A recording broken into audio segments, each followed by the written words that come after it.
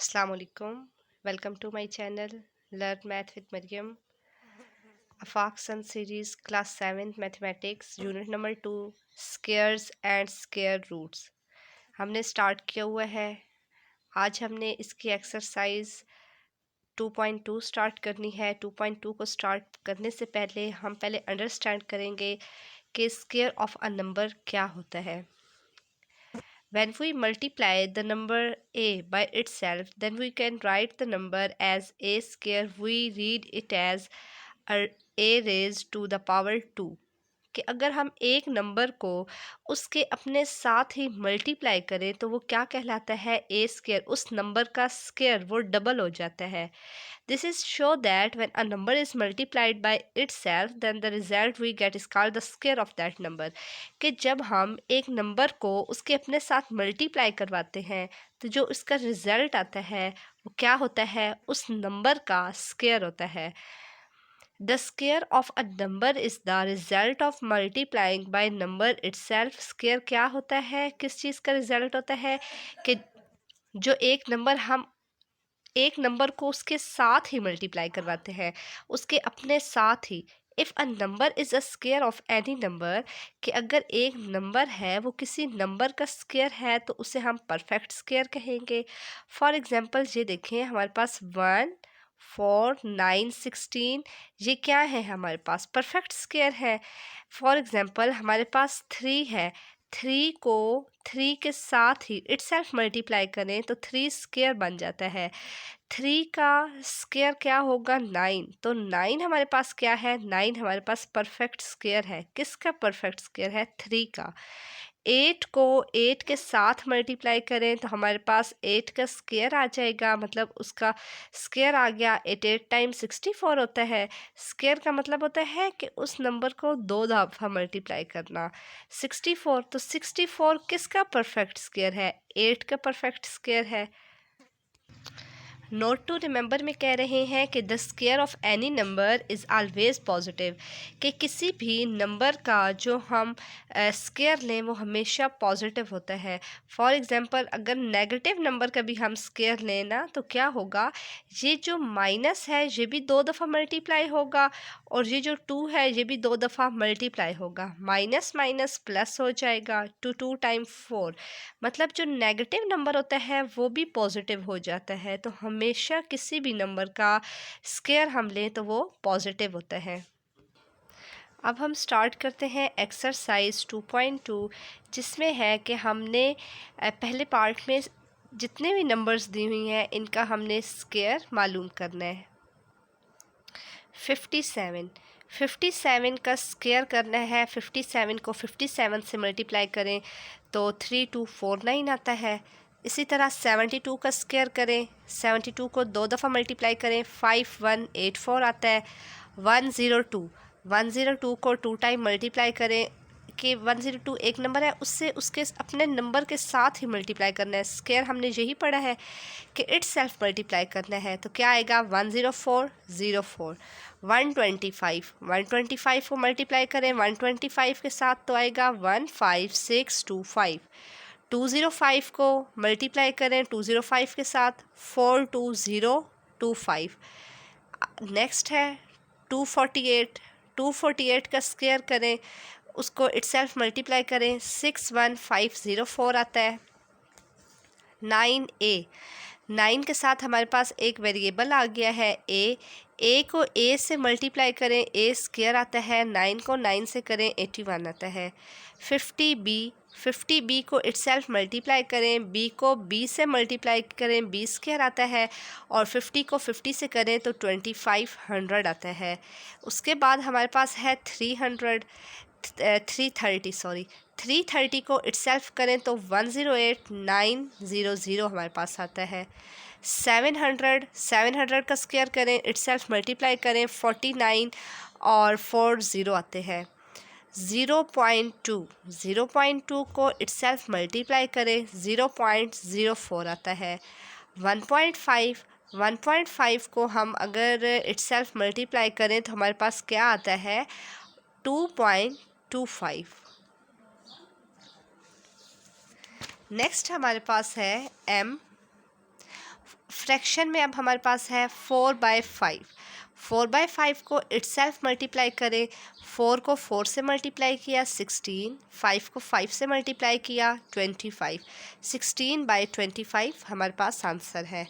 3/7, 3/7 को स्क्वायर किया, itself multiply किया 3 3 टाइम 9 और 7 7 टाइम 49। 3.7 का स्क्वायर किया, इटसेल्फ मल्टीप्लाई किया 13.69 हमारे पास आंसर आता है।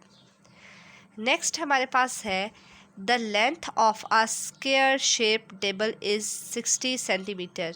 ये स्क्वायर शेप हमारे पास एक टेबल है, इसकी जो लेंथ है वो हमारे पास है 60 सेंटीमीटर। हमने क्या मालूम करना है, इसका एरिया मालूम करना है। तो हमारे पास गिवन है लेंथ 60 सेंटीमीटर, एरिया मालूम करना है। तो किसी जब स्क्वायर चीज़ का एरिया मालूम करना हो तो उसका फार्मूला होता है A is equal to length square. तो हमारे पास लेंथ क्या है 60 centimetre.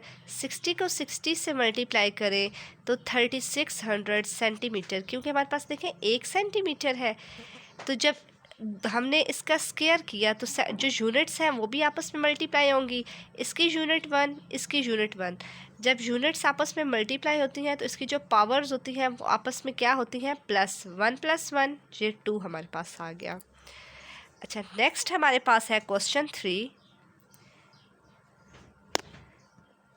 A square shaped chessboard has a length of 22 centimetre. ये हमारे पास एक चेस बोर्ड है जिसकी लेंथ है 22 सेंटीमीटर। हमने एरिया मालूम करना है इस चेस बोर्ड का। तो जो स्क्वायर चीज़ होती है उसका एरिया क्या होता है, उसका हमने जब लेंथ का स्क्वायर करें तो हमारे पास एरिया आता है। लेंथ है 22 सेंटीमीटर, चेस बोर्ड की हमने स्क्वायर चेस बोर्ड है तो उसकी जो शेप है तो लेंथ का स्क्वायर हो जाएगा। तो लेंथ है 22 सेंटीमीटर, 22 को इटसेल्फ मल्टीप्लाई किया तो 484, और जब हमारे पास यूनिट्स आपस में मल्टीप्लाई हुई तो पावर्स प्लस होंगी, जैसे मैं ऊपर वाले क्वेश्चन में था, तो सेंटीमीटर स्क्वायर आ गया। क्वेश्चन नंबर 4 हमारे पास है the length of square shaped plot is 141 metre. ये हमारे पास एक प्लॉट है, ये स्क्वायर शेप में है, इसका जो लेंथ है वो है 141 मीटर। हमने कॉस्ट मालूम करनी है, मतलब प्राइस मालूम करनी है। Planting grass in the plot at the rate of ₹140 पर मीटर स्क्वायर। पर मीटर स्क्वायर की जो उसकी प्राइस है वो 140 है, और हमने इस पूरे प्लॉट की जो है वो मालूम करनी है। क्वेश्चन, अब इसको सॉल्व करते हैं। हमारे पास क्या है, लेंथ है 141 मीटर। सबसे पहले हम इस जो प्लॉट है इसका एरिया मालूम करेंगे, जैसे हमने प्रीवियस क्वेश्चंस में किया है। तो एरिया क्या होता है, लेंथ का स्क्वायर। 141 का स्क्वायर करें तो 141 को 141 से मल्टीप्लाई किया, इटसेल्फ मल्टीप्लाई किया, 19881 मीटर स्क्वायर हमारे पास आ गया। अब हमने कॉस्ट मालूम करनी थी कि उसे कितने प्राइस उसकी लगी है प्लांटिंग ग्रास करने के लिए, उस एरिया जो उसने ग्रास लगाया है कितने रुपीज़ उसके लगे हैं। तो पूरा एरिया हमारे पास क्या था, पूरा एरिया हमारे पास है 19881, और उसकी जो पर रेट वो कितना है 140। तो 140 के साथ हम इसको मल्टीप्लाई करेंगे तो हमारे पास आंसर आएगा 278340, के मतलब इस पूरे जो प्लॉट पे जो उसने ग्रास लगाया है वो इतने रुपीज़ का उसने लगाया है। क्वेश्चन नंबर 5 है a cube shaped room has a length of 42 metre. एक क्यूब शेप्ड रूम है जी हमारे पास, जिसकी जो हमारे पास लेंथ है वो है 42 मीटर। हमने इसकी जो कॉस्ट है वो find the cost of the cementing the wall of the room. इसकी जो वॉल है उसकी हमने जो उस पर काम हुआ है उसकी हमने कॉस्ट मालूम करनी है एट द रेट ऑफ ₹600 पर मीटर स्क्वायर। जो पर मीटर स्क्वायर उसकी प्राइस है वो 600 है। तो हमने ओवरऑल सारी जो वॉल है उसकी हमने प्राइस मालूम करनी है। तो हमारे पास हिंट इन्होंने क्या दिया है कि जो रूम की वॉल है वो क्या है, स्क्वायर शेप है। हमारे पास जो लेंथ है वो हमारे पास 42 मीटर है, जैसे कि क्वेश्चन में गिवन है। हमारे पास रेट क्या था, पर रेट वो है 600 पर मीटर स्क्वायर। तो सबसे पहले अगर हमारे पास जो इन्होंने हिंट दिया है कि वो स्क्वायर शेप है जो वॉल है, तो हम इसका एरिया मालूम करेंगे उसका। तो लेंथ क्या है उस वॉल की, 42 मीटर। तो 42 को 42 से मल्टीप्लाई किया, 1764। मीटर को मीटर से मल्टीप्लाई करें तो मीटर स्क्वायर आता है। अब ये हमारे पास एरिया आ गया है कि टोटल उस वॉल की जो लेंथ है वो इतनी है, एरिया उसका इतना है। अब हमारे पास जो वॉल होती है, जो एक दीवार होती है, वो 4 साइडेड होती है। तो हमने 4 को मल्टीप्लाई कर दिया है 1764 के साथ, तो हमारे पास आंसर आया 7056 मीटर स्क्वायर। अब ये हमारे पास एक साइड थी, जो ये हमारे पास एरिया था। अब हमारे पास जो दीवार है वो 4 साइड होती है, तो इस वजह से हमने 4 को मल्टीप्लाई किया इसके साथ। अब हमने उस पूरी दीवार पे जितना काम हुआ है उसकी प्राइस मालूम करनी है। तो ये हमारे पास 4 साइड दीवार है, तो एरिया है उसका। तो हमारे पास पर क्या थी प्राइस, 600 थी। 600 को 7056 के साथ मल्टीप्लाई करें तो हमारे पास आंसर आया 42333600। ये हमारे पास टोटल प्राइस लगी है उस एक जो रूम की जो वॉल है उसको बनाने के लिए, जो प्राइस हमारी लगी है। इसी के साथ हमारी जो एक्सरसाइज है 2.2 वो कंप्लीट हो गई।